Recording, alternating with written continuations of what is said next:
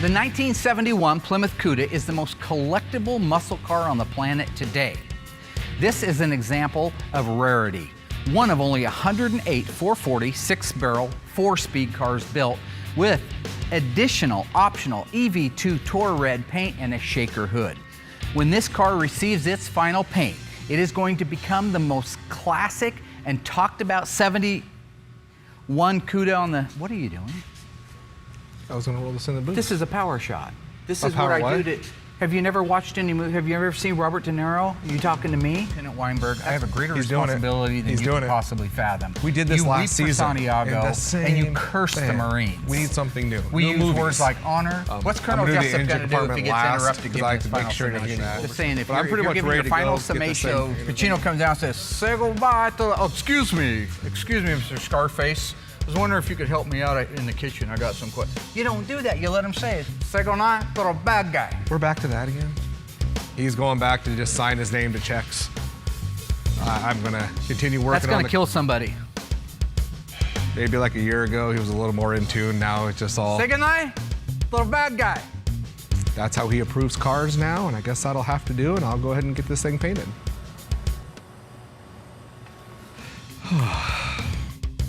The air grabber for our 1969 Hemi Roadrunner convertible has finished curing. Dave and Alyssa have been assigned to get it installed.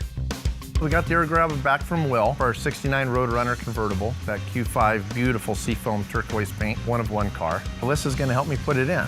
So it's all new to me, I haven't done one yet.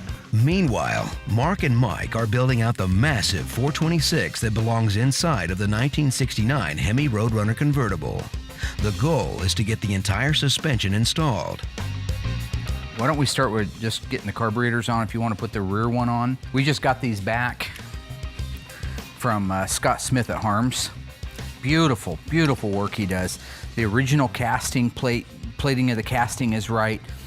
He does a phenomenal job, so we've entrusted him with all of our carburetors. Now we're talking about numbers. This carburetor has an F like Foxtrot, an 8, and then it has 4619S.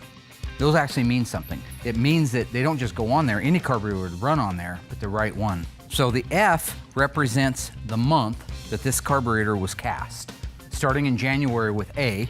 So this is June of 1968. The car was actually built April of 1969. So as long as these carburetors precede the build date of the car, then these would be right for the car. The number itself, the 4619, is the correct AVS 4-barrel carburetor for the front. And so if you look at that one, it's got the same thing except with the 4621 behind it. The 4621 means it's the rear carburetor for an automatic. It would be different if this was a 4-speed car. So that's how detailed some of these casting numbers and part numbers can be with their date codes. We do not have the correct date-coded fuel pump for this engine. The owner knows that. The owner is fine with it. He's got several Hemi cars. This was an extra one he had. This is a 1966. And how I can tell it's a 1966 is if you turn it over, you go to the base. This is the base of it. You'll see A6. That's a date code. The A represents January. A always starts with January, and then it goes February, so B, March would be C, April will be D, and on. The 6 is 1966, so this fuel pump, while it's been freshly restored and is beautiful, this started life on a 1966 model 426 Hemi. And have you checked to see if the relay rod's in there yet? The relay rod is not in there yet. This is what we refer to as the setback.